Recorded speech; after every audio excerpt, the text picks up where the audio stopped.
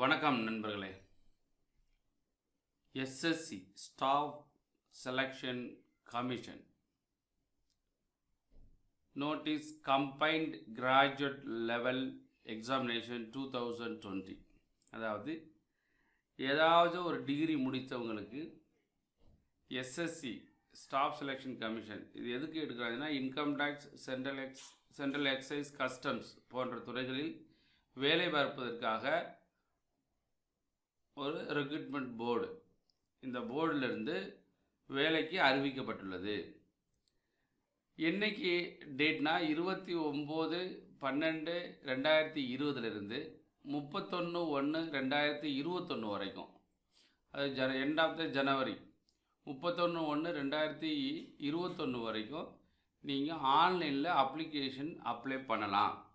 இதில் முக்கியமான குறிப்பு என்னென்னா, எஸ்எஸ்சி எக்ஸாம்ஸ் நீ கடைசி நேரத்தில் பண்ணலாம்னு நினச்சிக்கிறாங்க. போன 12th குவாலிஃபிகேஷன் நிறைய பேர்த்து அப்ளை பண்ண முடியாமல் போயிடுச்சு. அதனால் அப்ளை பண்ணுறவங்க இம்மிடியேட்டாக எவ்வளோ வேகமாக பண்ண முடியுமோ அவ்வளோ வேகமாக பண்ணிடுங்க. இன்னும் கடைசி நேரத்தில் பண்ணீங்க அப்படின்னா வெப்சைட் வந்து என்ன செய்யறாங்கன்னா பண்ண முடியாமல் நிறையா பேர் போன எஸ்எஸ்சி எக்ஸாமுக்கு அப்ளை பண்ணவே முடியலை. மறந்துடக்கூடாது. அதனால் அப்ளை பண்ணுறவங்க உடனடியாக அப்ளை பண்ணுங்கள். அடுத்து இதுக்கு எக்ஸாம் எப்போ வரும்? Tentatively tier 1 examination 29/5/2021 to 7/6/2021. அதாவது மே ஜூனில் வருது exam. Tier 2 examination descriptive paper to be notified later பின்னால் உங்களுக்கு சொல்லுவோம் அப்படின்னு சொல்லியிருக்காங்க. இது எதுக்கு அப்படின்னா, staff selection commission will be hold combined graduate level examination 2020 for filing of the various group B and group C post. Group B and group C போஸ்ட்டுக்காக இந்த அறிவிக்கப்பட்டுள்ளது. பே ஸ்கேல் எவ்வளோ சம்பளம்? லெவல் 8 47,600லேருந்து 1,51,100 வரைக்கும் சம்பளம். அந்த மாதிரி போஸ்ட்டுக்கு அறிவிச்சிருக்காங்க. Assistant audit officer group B officer non gazetted. Age limit not exceeding 30 years, 30 வயசுக்கு மேலே இருக்கக்கூடாதுன்னு இருக்காங்க. அசிஸ்டன்ட் அக்கௌண்ட்ஸ் ஆஃபீஸர் இது group B officer non gazetted not exceeding 30 years. Assistant section officer group B office 20லேருந்து 30 years. இந்த மாதிரி நிறையா post different டிபார்ட்மெண்ட்டுக்கு, central secretary, intelligence bureaus, railways, assistant section officer, assistant section officer intelligence பியூரோக்கு, assistant section officer minister of external affairs minister. அதனால் different மினிஸ்ட்ரிக்கு different level பண்ணிக்கலாம். அதே மாதிரி இங்கே பாருங்கள், inspector of income tax, inspector of central excise, inspector of preventive officer, inspector of examiner, assistant enforcement officer, sub inspector சிபிஐக்கு எல்லாமே 30 வயசுக்கு மேலே இருக்கக்கூடாதுன்னு சொல்லியிருக்காங்க நார்மலாக. அப்போது அது வந்து லெவல் 8. லெவல் 6ல் வந்து அசிஸ்டண்ட், அப்புறம் assistant for superintendent, divisional accountant, sub inspector, NIA agency இருக்கு இல்லையா, அது ஜூனியர் ஸ்டேட்டிஸ்டிக்கல் ஆஃபீஸர். சிலருக்குலாம் 32 வயசு வரைக்கும் எழுதலாம் அப்படின்னு சொல்லியிருக்காங்க. சிலருக்கு 30 வயசு வரைக்கும் எழுதியிருக்காங்க. ஆடிட்டர், அக்கௌண்டன்ட், ஜூனியர் அக்கௌண்டன்ட் எல்லாம் 18 வயசுலேருந்து 27 வயசு வரைக்கும் எழுதலாம். ஸோ சிலது 20 to 30, 32 இருக்குது. சிலர் வந்து 18லேருந்து 27 வரைக்கும் எழுதலாம் அப்படின்னு சொல்லியிருக்காங்க. அப்போ பே லெவல் 4 இது வந்து பே லெவல் 5 வந்து 29,200 92,300 வரைக்கும் இந்த பே லெவல் 5. பே லெவல் 4 வந்து 25,500 81,100 வரைக்கும். இது வந்து senior secretariat assistant, upper division clerk, tax assistant, sub inspector. So இந்த மாதிரி போஸ்ட்டுக்கு அறிவிச்சிருக்காங்க. சம்பளம் மினிமம் வந்து 40,000லேருந்து 1.5 லட்சம் வரைக்கும் இருக்குது சம்பளம். அதனால் நல்ல ஆப்பர்ச்சுனிட்டிஸ், இந்த ஆப்பர்ச்சுனிட்டி விட்டுறக்கூடாது. அதனால் கடுமையாக உழைக்க ஆரம்பிச்சிருங்க. ரைட்டா? ரைட். ஏஜ் லிமிட் பார்த்தா 1/1/2021 பார்க்கணும். ஏஜில் பார்க்கணும் 1/1/2021. சில போஸ்ட்டுக்கு 18லேருந்து 27 வயசு வரைக்கும், சில போஸ்ட்டுக்கு 20லேருந்து 27 வரைக்கும், சில போஸ்ட்டுக்கு 20 to 30 வரைக்கும், சில போஸ்ட்டுக்கு வந்து 32 வரைக்கும்லாம் இருக்குது. அதனால் ஒவ்வொரு போஸ்ட்டுக்கும் இருக்குது.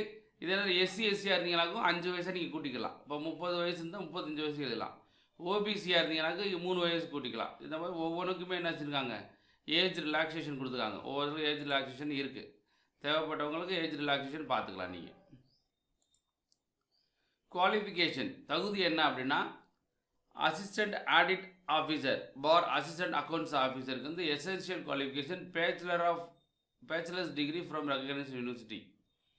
Any degree முடிச்சுக்கணும்.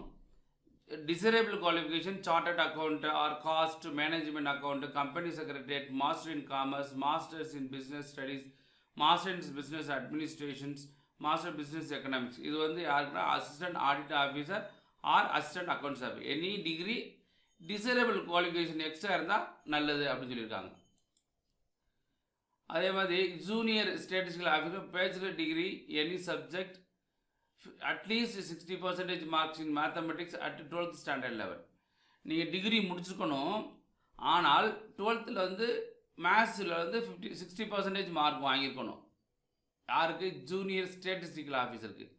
R bachelor's degree in any subject with statistics as one of the subject.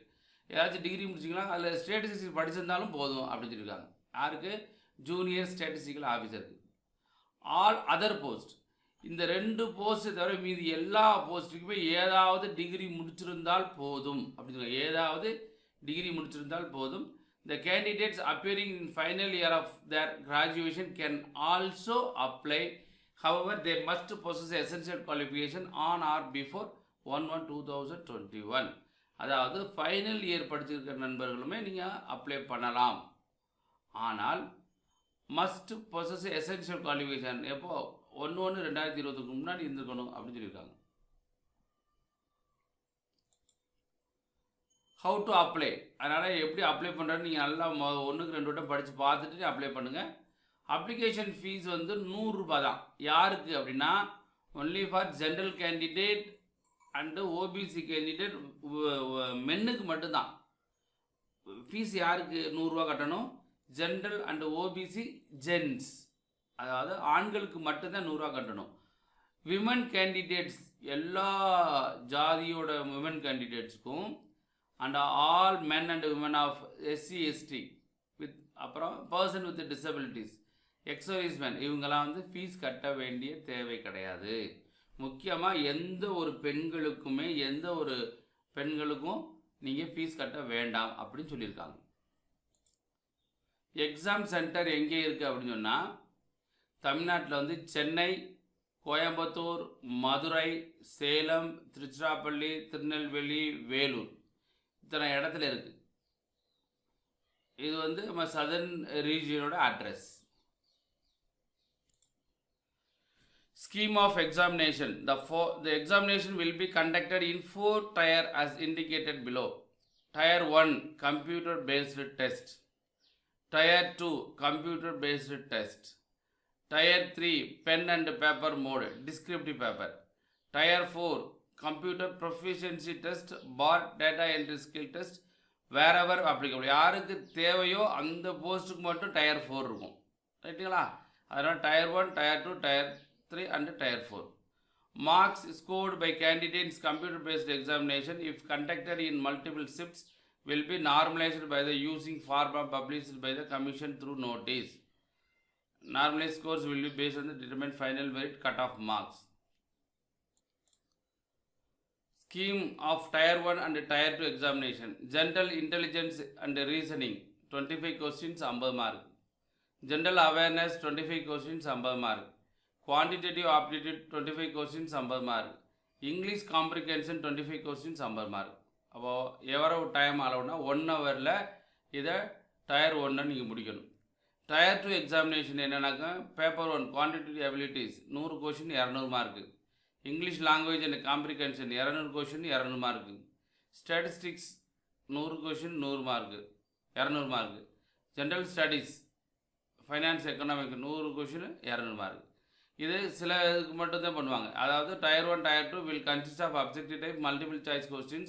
The question will be set both in English and Hindi except for English comprehension Tier 1 and Tier 2. Tier 1 will be 30 marks, 0.5 wrong answer. இந்த tyre 2ல் வந்து paper 1, paper 2, paper 3, paper 4 எல்லாத்துக்குமே கிடையாது. ஆனால் paper 1, paper 2 எல்லாத்துக்குமே common. Statistics, general studies எல்லாத்துக்கும் கிடையாது. சில போஸ்ட்டுக்கு மட்டும்தான். இப்போ பாருங்களேன், இப்போது பேப்பர் 2 ஓகே, இதெல்லாம் ஓகே. பேப்பர் அதாவது டயர் 2ல் வந்து paper 1, paper 2 are compulsory for all the post. எல்லா போஸ்ட்டுக்குமே வந்து பேப்பர் 1, பேப்பர் 2 கம்பல்சரி. அடுத்து இந்த paper 3 tier 2 will be for only those candidate who apply for the post of junior statistical officer. Junior statistical officer பண்ணுவாங்க இல்லையா, அவங்களுக்கு மட்டும்தான் இந்த statistics paper 3. Paper 4 will be the only those candidates who are shortlisted in tier 1 for paper 4, that is for the post of assistant audit officer, assistant accounts officer. assistant audit officer, assistant accounts officer apply பண்ணுறாங்க இல்லையா, அவங்களுக்கு paper 4 வந்து அவங்களுக்கு மட்டும்தான். Paper 4 அவங்களுக்கு மட்டும்தான். அதனால் paper 1 and 2 எல்லாத்துக்கும் கம்பல்சரி. பேப்பர் 3 வந்து for JSO, junior statistical officer. Paper 4 வந்து இவங்களுக்கு accounts audit, assistant audit officer, assistant accounts officer. Script tier 3 வந்து பென்னண்ட் பேப்பர் எழுதணும் நீங்கள். Descriptive paper in English or Hindi. English எழுதலாம் இல்லை ஹிந்தி எழுதலாம். Writing of essay, precis writing letter, application extra இதெல்லாம் வந்து எழுதணும். 100 மார்க்கு 1 ஹவரில் நீங்கள் எழுதணும் அப்படி இருக்காங்க. Paper 1 tier 3 will have to written in either Hindi or English. Part paper written in Hindi or part in English will awarded 0 marks. கொஞ்சம் இங்கிலீஷ்லையும் கொஞ்சம் ஹிந்தியில் எழுதுனாலும் மார்க் கிடையாது அப்படின்னு சொல்லிட்டாங்க. அதனால் இங்கிலீஷ் எழுதணும் அல்லது ஹிந்தியில் எழுதணும். அப்புறம் டயர் 4 வந்து ஸ்கில் டெஸ்ட், அதாவது compulsory computer proficiency test, data entry speed test will be conducted. அது வந்து யாருக்குன்னு அவங்களுக்கு மட்டும் கண்டக்ட் பண்ணுவாங்க, எல்லாத்துக்கும் கண்டக்ட் பண்ண மாட்டாங்க. ரைட்டா? இதே வந்து எஸ்எஸ்சியோட டீட்டெயில்ஸ். நண்பர்களே, ஏதாவது டிகிரி முடித்தவங்களுக்கு வேலை அறிவிக்கப்பட்டுள்ளது. நல்ல central government job. Hard work பண்ணணும். கண்டிப்பாக ஹார்ட் ஒர்க் பண்ணிங்கனாக்க வெற்றி பெறுவதற்கு அதிக வாய்ப்பு இருக்குது. மறந்துடக்கூடாது. அப்ளை பண்ணுறவங்க முதலே அப்ளை பண்ணுங்கள். கடைசி நேரத்தில் அப்ளை பண்ணிங்களாக்க சர்வர் பிஸி அப்படின்னு சொல்லி போன எக்ஸாமுக்கு நிறைய பேர் அப்ளை பண்ண முடியாமல் போயிடுச்சது. அதனால் அப்ளை பண்ணுறவங்க உடனடியாக அப்ளை பண்ணுங்கள். வெற்றி பெற வாழ்த்துக்கிறோம். அப்புறம் இந்த எஸ்எஸ்சி எக்ஸாம் பொறுத்தளவு நம்ம channel aim career and Hema's study circle போன்ற யூடியூப் சேனலில் வந்து கிளாஸ் எடுத்துகிட்ருக்கோம். அதில் ஃபாலோ பண்ணிட்டே வாங்க. கண்டிப்பாக அதில் படித்தாலே நிறைய ஆப்டிடியூட் கிளாஸ், நாட் ஓன்லி ஆப்டின் போட்டாலே நீங்கள் ரயில்வே எதுக்கு போட்டிருந்தாலும் நீங்கள் எஸ்எஸ்சிக்கு படிச்சுக்கலாம். அந்த மாதிரி போட்டிருப்போம். அதனால் படித்து வெற்றி பெற வாழ்த்துக்கிறோம். வெற்றி நிச்சயம். மறந்துடாமல் இந்த வீடியோ பார்த்துருக்கிற நண்பர்கள் நிறைய பேருக்கு ஷேர் பண்ணுங்கள். பெண்களுக்கு ஃபீஸ் கிடையாது, மறந்துக்கூடாது. நன்றி. வெற்றி பெற வாழ்த்துக்கிறோம். நன்றி, வணக்கம்.